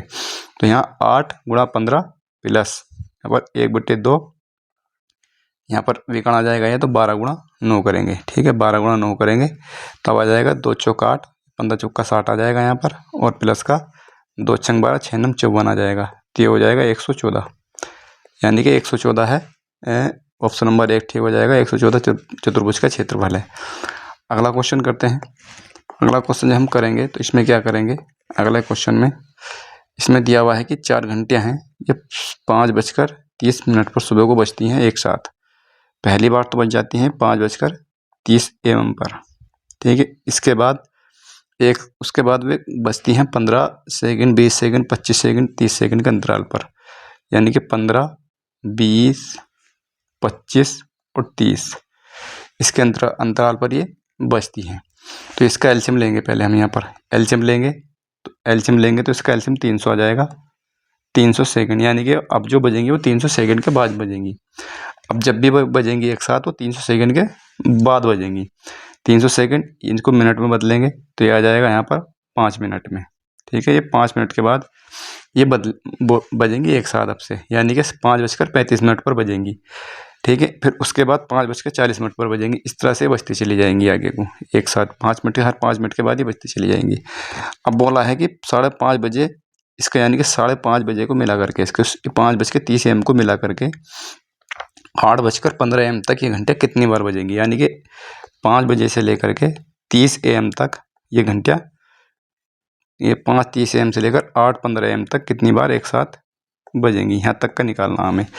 और 5:30 बजे के, सुबह के 5:30 से और 8:30 बजे तक का, वो 8 सवा 8 बजे तक का जो समय है उसमें कितनी मिनट होंगी, उसमें कितनी मिनट होंगी। तो पहले देख लेते हैं समय हो जाएगा इसमें 5:30 से लेकर 8 बजे तक तो हो जाएंगे यहाँ पर 2.5 घंटे हो जाएंगे। और 2.5 घंटे कितने होंगे, 2 घंटे 30 मिनट, यानी कि ये हो जाएंगे 120 प्लस 30 प्लस 15, ठीक है। ये हो जाएंगे, ये इतनी मिनट हो जाएंगी। तो कितनी हो गई यहाँ पर, ये 50 65, यानी कि 165 मिनट हो गई टोटल 165 मिनट।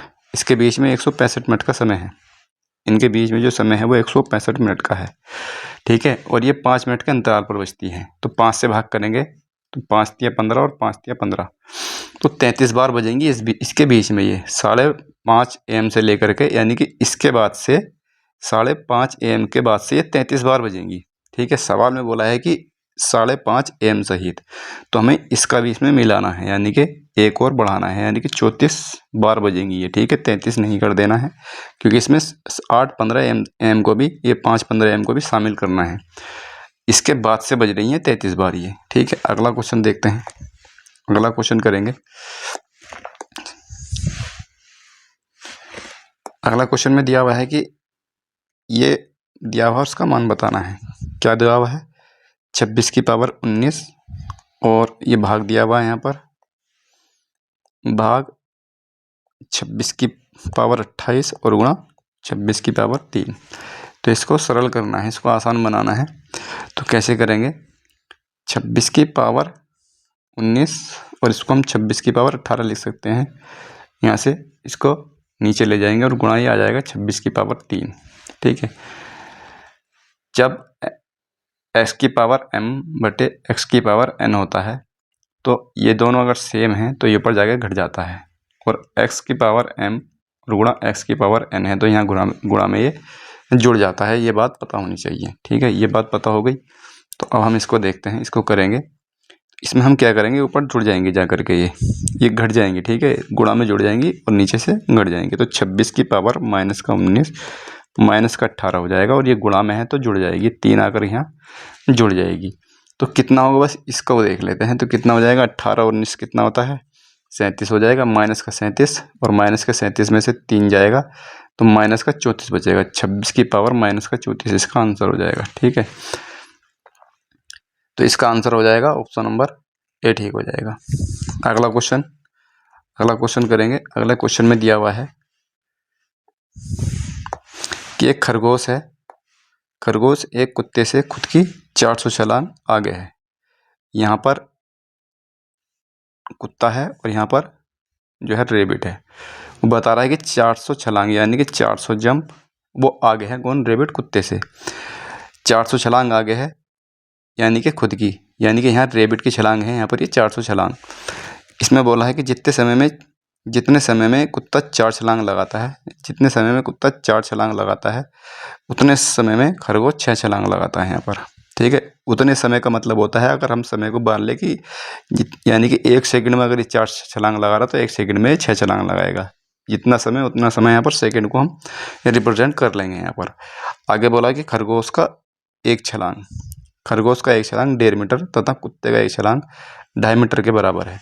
अगर खरगोश का छलांग जो है वो कितना 1.5 मीटर के बराबर है और खरगोश का 2.5 मीटर के बराबर है।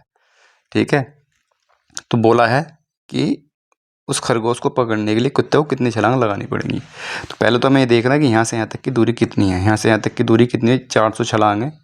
400 छलांग है किसकी, रेबिट की, और रेबिट एक छलांग में 1.5 मीटर जाता है। तो 400 छलांग में कितना जाएगा, 15 चौका 60, 600 मीटर जाएगा, यानी कि 600 मीटर की दूरी पर है अभी ये। यहाँ पर जो है ये कुत्ते से 600 मीटर आगे है। ठीक है, तो हम क्या करेंगे, अब इसमें बोला है कि कितना यहाँ पर कुत्ते को कितनी छलांग लगानी पड़ेगी खरगोश को पकड़ने में, यानी कि उसको पकड़ने में, यानी कि ये जो 600 मीटर की दूरी है, 600 मीटर की दूरी को उनको उनके सापेक्ष चाल के अनुसार हमें तय करना होगा। सापेक्ष चाल हमें यहाँ निकालनी पड़ेगी, तो दोनों की चाल निकल जाएंगी यहाँ से। ठीक है, दोनों की चाल इसकी गुणा करेंगे यहाँ से, 4 पंजे 20, 4 दूनी 8, 10 मीटर प्रति सेकंड तो आ जाएगी कुत्ते की चाल, और इसकी आ जाएगी 6 पंजे 30 यानी कि 9 मीटर प्रति सेकंड यहाँ पर रेबिट की चाल आ जाएगी। सापेक्ष चाल निकालेंगे, क्यों, क्योंकि ये आगे पीछे भाग रहे हैं तो सापेक्ष चाल घटती है, तो सापेक्ष चाल आ जाएगी 1 मीटर प्रति सेकंड। तो इसका मतलब ये हुआ कि ये जो 600 मीटर की दूरी है, तो 600 मीटर की दूरी को ये तय कराना है 1 मीटर प्रति सेकंड से, तो मीटर से मीटर कट जाएगा, यानी कि 600 सेकंड में कुत्ता खरगोश के पास पहुंच जाएगा, यानी कि इसको पकड़ लेगा। तो यहाँ पर आंसर जो दिया हुआ है छलांग में दिया हुआ है, ना कि मीटर में दिया हुआ है। तो जो कुत्ता जो छलांग लगा रहा है 1 सेकंड में 4 छलांग लगा रहा है। ठीक है, मैंने बताया था सेकंड में हम रिप्रेजेंट कर लेंगे। 4 छलांग लगा रहा है तो कितनी दूरी, कितनी छलांग में पहुँचेगा, 4 छंग 2400, यानी कि 600 सेकंड में 400 छलांग होंगी। तो ये 2400 हो जाएगा। 2400 जंप में ये उसको पकड़ लेगा। ठीक है, पकड़ना या उससे आगे निकलना एक ही बात होती है। ये भी आ सकता है कि कितनी देर में उससे या कितनी छलांग में उससे आगे निकल जाएगा। तो आगे निकलना और पकड़ना एक ही बात होती है। अगला क्वेश्चन देखते हैं। अगला क्वेश्चन यहाँ पे है, एक बाइक का मालिक लगातार 3 वर्षों तक 64, 80, 320 प्रति लीटर के हिसाब से पेट्रोल खरीदता है। यदि वह पेट्रोल खरीदने में हर वर्ष 32,000 खर्च करता है तो पेट्रोल का प्रति लीटर औसत मूल्य कितना होगा। ठीक है, 32,000 रुपये वो खर्च कर रहा है। तो यहाँ पर 3 वर्ष हैं, पहला वर्ष, दूसरा वर्ष और तीसरा वर्ष। इसमें उसने खरीदा है पहले में 64 रुपये प्रति लीटर, इसमें 80 रुपये प्रति लीटर, और यहाँ पर 320 रुपये प्रति लीटर उसने तेल खरीदा है, पेट्रोल या तेल खरीदा है उसने। अब इसमें बोला है आगे कि यदि वह पेट्रोल खरीदने में 32,000 रुपये खर्च करता है। ठीक है, यहाँ पर 32,000 रुपये खर्च कर रहा है वो तीनों साल में। 32,000 रुपये उसने प्रत्येक वर्ष में खर्च करे हैं। तो हम यहाँ पर ये निकाल सकते हैं कि उसने कितना कितना तेल खरीदा होगा। ठीक है, रुपये यहाँ पर खर्च कर रहा है, रुपये प्रति लीटर इसने तेल खरीदा है, रुपये प्रति लीटर है, यहाँ पर रुपये प्रति लीटर है और ये यहाँ पर रुपये हैं सब। ठीक है, अब यहाँ पर हम निकाल सकते हैं, कैसे निकालेंगे, 64 से इसको भाग करेंगे तो 32 दूनी 64, ये हो जाएगा 500, यानी कि इसने 500 लीटर तेल खरीदा है पहले वर्ष में। दूसरे में कितना खरीदा है, इसको करेंगे 8 चौक 32, 400 लीटर इसने तेल खरीदा है। तीसरे में इससे काटेंगे, यानी कि 100 लीटर इसने तेल खरीदा है यहाँ पर। तो टोटल उसने 1000 लीटर तेल खरीदा है तीनों वर्ष में। 1000 लीटर उसने तेल खरीद लिया तीनों वर्ष में। सवाल में पूछा है कि पेट्रोल का प्रति लीटर औसत मूल्य कितना होगा। तो औसत मूल्य कितना होगा, टोटल रुपये बटे टोटल लीटर। टोटल रुपये कितने हैं, 32, यानी कि 32 गुणा 32,000 गुणा 3 बटे आ जाएगा टोटल 1000। ये औसत आ जाएगा यहाँ पर, ये 3 कट जाएंगे यहाँ पर और 32 थे 96। ठीक है, तो 96 आ जाएगा, 96 रुपये प्रति लीटर के औसत से उसने तेल खरीदा है। ऑप्शन नंबर डी ठीक हो जाएगा। अगला क्वेश्चन है, तो यहाँ पर ये 4 अनुपात दिए हुए हैं, 40/51। एक दिया हुआ है यहाँ पर 22/76। इसके अलावा एक दिया हुआ है 44/74 और एक दिया है 42/70। तो यहाँ पर कौन सा अनुपात सबसे बड़ा होगा, कैसे करेंगे इसको। एक तो तरीका यही है, इसको काट पीट कर लेंगे। ठीक है, 40/51 ये आ जाएगा यहाँ पर 11/35 आ जाएगा यहाँ पर। ये 2 से काटेंगे 11 और 2 से काटेंगे 38 बार आ जाएगा।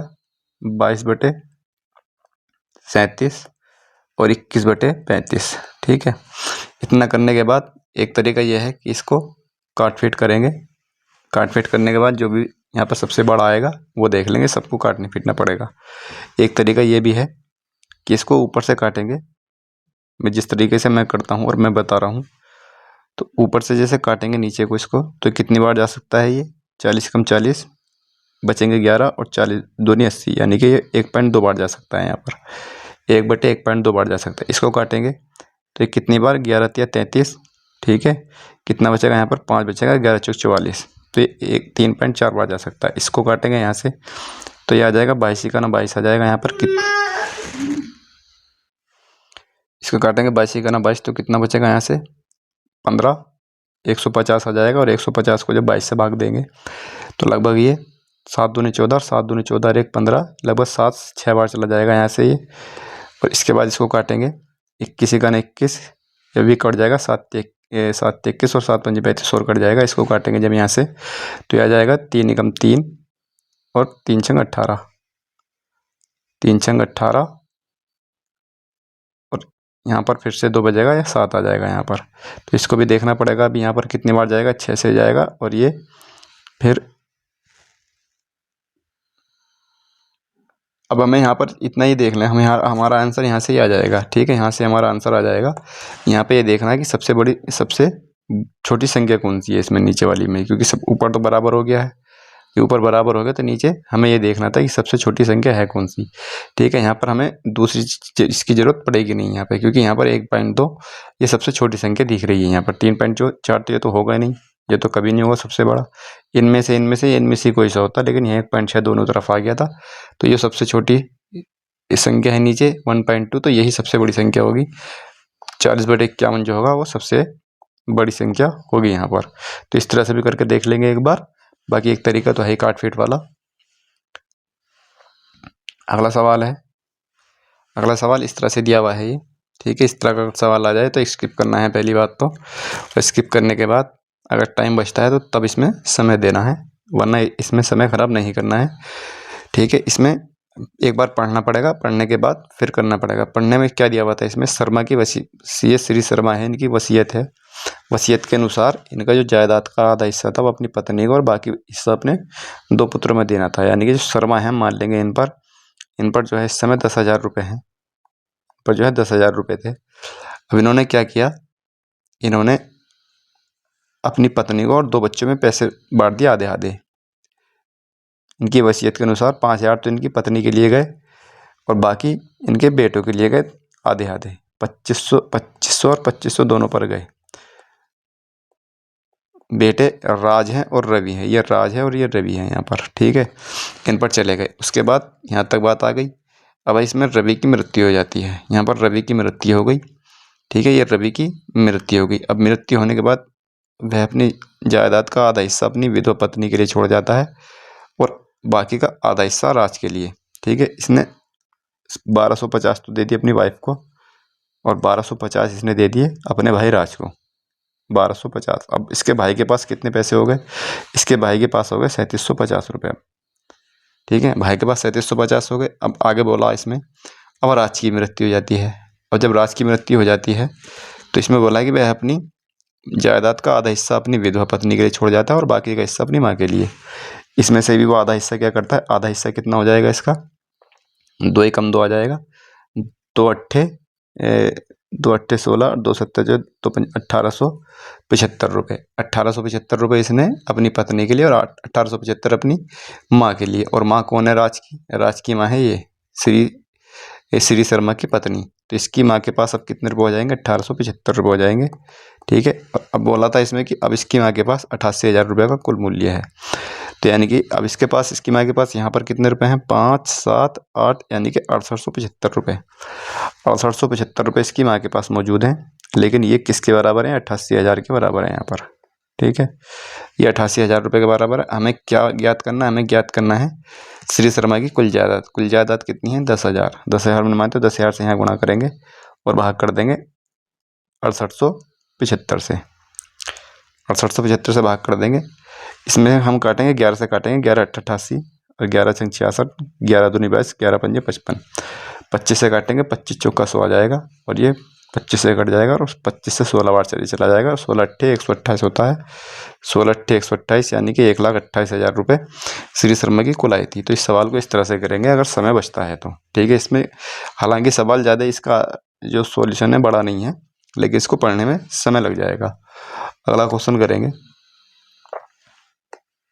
अगला क्वेश्चन ये दिया हुआ है कि 8 पुरुष किसी कार्य को 8 दिनों में पूरा कर सकते हैं और 8 महिलाएं उसी कार्य को 12 दिन में पूरा कर सकती हैं। आसान क्वेश्चन है। इस सवाल को समीकरण बनाए करना चाहिए। जैसे 8 मेल हैं, 8 दिनों में किसी कार्य को पूरा करते हैं, जबकि 8 फीमेल हैं, ये उस काम को 12 दिन में पूरा कर सकती हैं। उसी कार्य को 2 महिलाएं 4 पुरुष कितने दिन में करेंगे? तो यहाँ से महिलाओं की और फीमेल की इफिशियंसी निकल आएगी। यहाँ से 8 से 8 खत्म हो जाएगा और 4 से काटेंगे, 4 दूनी 8 और 4 तिया 12। तो हम कह सकते हैं कि मेल की जो एफिशिएंसी है तो वो मेल की ये वाली हो जाएगी 3 और फीमेल की जो होगी तो ये हो जाएगी 2 और फीमेल की जो एफिशिएंसी है वो 2 है। एफिशिएंसी मतलब एक समय में वो 2 यूनिट या 3 यूनिट काम करते हैं दोनों। एक समय मतलब यहाँ पर क्या दिया हुआ है? दिन दिया हुआ है, तो एक दिन में 2 यूनिट काम करती है, इसका मतलब ये एफिशिएंसी होता है। अब इस 3 को इसमें रख देंगे तो भी हमारा टोटल काम निकल आएगा और इस f को अगर यहाँ पर लिख देंगे तो भी हमारा टोटल काम निकल आएगा। कहीं कोई सही मान कहीं पर भी निकल के रख करके टोटल मान निकाल सकते हैं। तो हम रख सकते हैं, इस 3 को यहाँ रखते हैं, 8 64 गुणा 3, ठीक है। तो ये 64 गुणा 3 हमारा टोटल काम हो जाएगा। वैसे 2 को यहाँ रखेंगे तो ये आ जाएगा 8 दूनी 16, 16 गुणा 12, तो ये भी हमारा टोटल काम है 64 गुणा 3 के बराबर ही होगा। टोटल काम हमारे पास 64 गुणा 3 आ गया। अब सवाल में पूछा है कि 2 महिलाएं और 4 पुरुष, 2 महिलाएं हैं और 4 पुरुष हैं, तो ये कितने दिन में करेंगे? महिलाओं की एफिशिएंसी कितनी है? 2 और पुरुषों की एफिशिएंसी कितनी है? 3। 64 गुणा 3 बटे 2 दूनी 4 आ जाएगा और 4 तिया 12 यानी कि 16 आ जाएगा। 16 चौका 64, 4 तिया 12 यानी कि 12 दिन में वो काम हो जाएगा। ऑप्शन नंबर सी आ जाएगा इसका। अगला क्वेश्चन है कि यदि मैरी की वर्तमान आयु का 2 गुना, ठीक है, करते हैं इस सवाल को भी। मैरी की आयु का 2 गुना दिया की वर्तमान आयु के 5 गुने से 27 अधिक है। यहाँ पर ये मैरी है और यहाँ पर ये दिया है। मैरी की आयु, वर्तमान आयु की बात चल रही है, यहाँ पर वर्तमान आयु मान लेंगे उसकी ए है और इसकी बी है, क्योंकि इस सवाल इस तरह से होते हैं ये, और इस तरह से ही करने चाहिए क्योंकि ये बहुत घुमा फिरा के सवाल देते हैं। तो इस तरह से इनमें ट्रिक लगाने की ज़रूरत है नहीं इसमें। तो ये मैरी की आयु का 2 गुना, मैरी की आयु है इसका 2 गुना, और इसमें बोला है दिया की वर्तमान आयु के 5 गुने से 27 वर्ष अधिक है।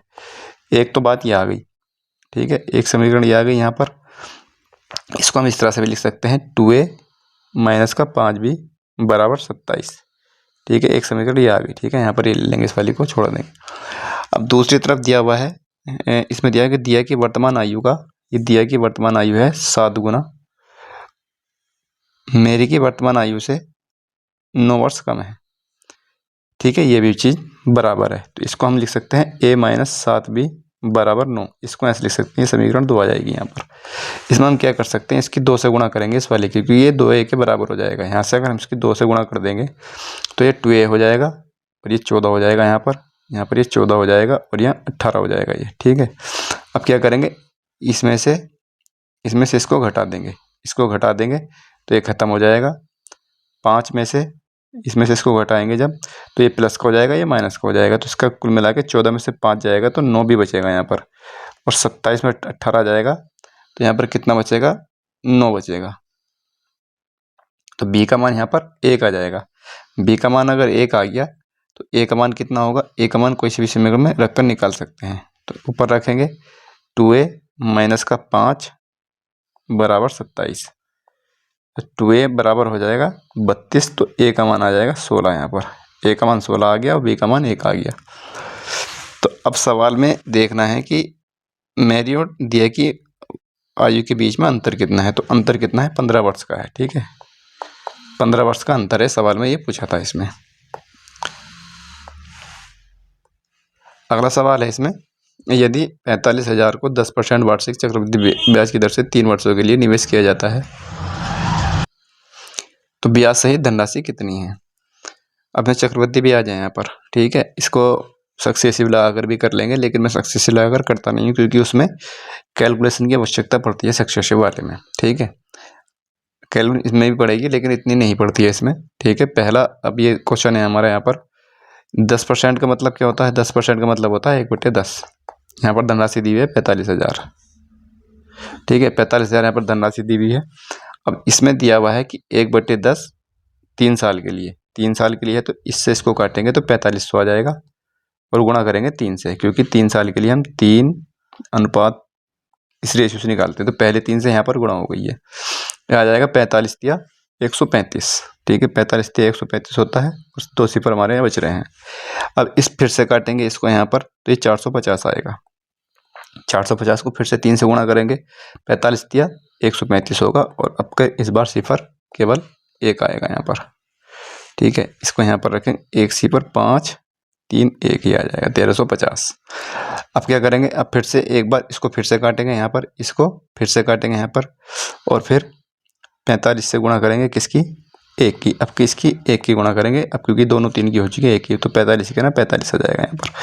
तो हमारे पास ब्याज कितना हो गया, 5 9 8 4 ये 14,895 रुपये का ब्याज हो गया यहाँ पर।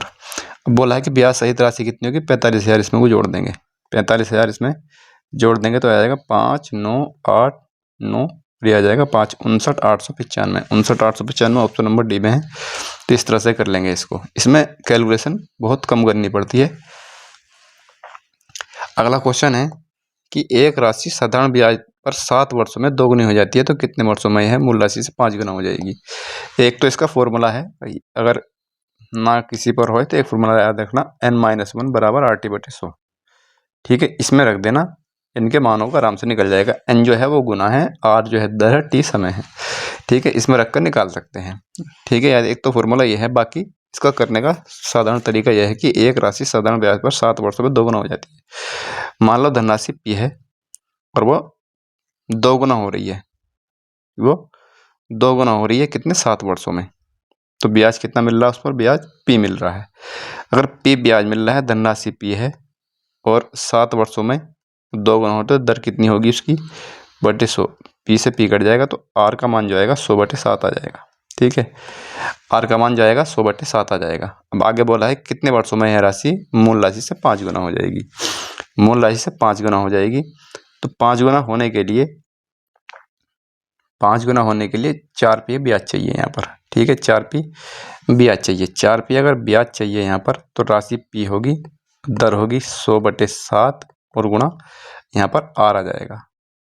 टी आ जाएगा, टी याद करना ना कितने वर्षों में यहाँ पर, क्योंकि यार हमारा ये आएगा यहाँ पर बटे आ जाएगा 100। यहाँ जरूरी नहीं था कि पी रखते, यहाँ 1:2 भी रख सकते थे, ठीक है, जरूरी नहीं थी यहाँ पी भी रखते, क्योंकि पी अपना आप कटता रहता है ये। तो यहाँ पर आ जाएगा हमारा ये 700 हो जाएगा नीचे और ये आ जाएगा 25 ऊपर, ठीक है। तो पी का मान, पी से पी कट गया, 25 चौका 100, ठीक है। ये इसको सोल्व करेंगे तो 25 चौका 100, 4 7 28, यानी कि वो टाइम आ जाएगा 28 वर्ष, ठीक है। एक तरीका ये भी है इसका करने का, किसका 28 वर्ष आ जाएगा। ये साधारण तरीका इसका करने का, जरूरी नहीं थी कि पी रखते हैं यहाँ पर, ठीक है। अगर फॉर्मूले में रखना है तो फॉर्मूले में रख के कैसे करेंगे, n-1 बराबर RT बटे से फॉर्मूला। तो पहले दिया हुआ है कि 2 गुनी आती है, 2 गुनी मतलब 2, n की जगह 2 रखेंगे तो 1 बचेगा, बराबर R गुणा टी का मान 7 है यहाँ पर बटे 100। तो यहाँ पर R का मान डायरेक्ट आ जाएगा 100 बटे 7, ठीक है।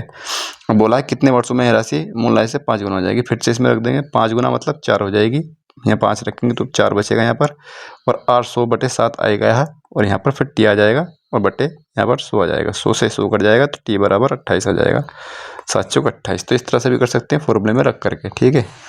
तो अगला क्वेश्चन है यहाँ पर, सलमान और विवेक ने इतने रुपए लगाए, सलमान है और ये विवेक है, इसने 45,000 का निवेश किया दोनों ने मिलकर के। वर्ष के अंत में 16,000 के कुल लाभ में से विवेक का हिस्सा 6400 रुपये था, उसके निवेशों में अंतर कितना था, ठीक है। यहाँ पर यह आ जाएगा रुपए, ये टाइम आ गया, और यहाँ पर ये प्रॉफिट आ गया यहाँ पर, ठीक है। टोटल प्रॉफिट कितना है 16,000 रुपये, ठीक है। 16,000 रुपये टोटल प्रॉफिट है, जिसमें से विवेक का जो हिस्सा है प्रॉफिट का, तो कितना है, विवेक का हिस्सा है 6400 रुपये, 6400 रुपये विवेक का हिस्सा है। तो फिर इसका कितना बचेगा, इसका बचेगा हमारे पास यहाँ पर यह आ जाएगा 6 और 15 में से 6 जाएगा तो बचेगा 9, यानी कि 9600 रुपये इसका है, किसका, सलमान का 9600 इसका है।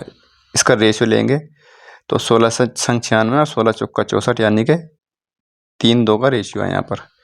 इनके जो प्रॉफिट है, प्रॉफिट में 3:2 का रेशियो है, ठीक है। यहाँ पर प्रॉफिट में 3 और 2 का रेशियो है यहाँ पर। टाइम कितना है, टाइम दोनों का बराबर है, टाइम यहाँ पर बराबर है तो टाइम 1 रख लेंगे। प्रॉफिट टाइम का और रुपए का व्युत्क्रम अनुपाती होता है, तो 2 की इससे गुणा करेंगे तो 2 यहाँ रखेंगे, 3 की 1 से गुणा करेंगे तो 3 यहाँ पर रखेंगे। सवाल में पूछा था कि टोटल निवेश उनका 45,200 है, यहाँ पर टोटल कितना है 5 है यहाँ पर। तो इस 5 का मान जो है कितना है 45,200 रुपये है। 5 से काटेंगे, 5 9 45 और 5 चौक 20, 9,040 आ जाएगा यहाँ पर। सवाल में क्या पूछा है कि उनके निवेशों का अंतर, तो निवेशों का अंतर कितना है 1 है, तो 1 से यहाँ गुणा कर देंगे तो यही हमारा निवेशों का अंतर हो जाएगा 9,040, ऑप्शन नंबर बी ठीक हो जाएगा। इस तरह से कर लेंगे।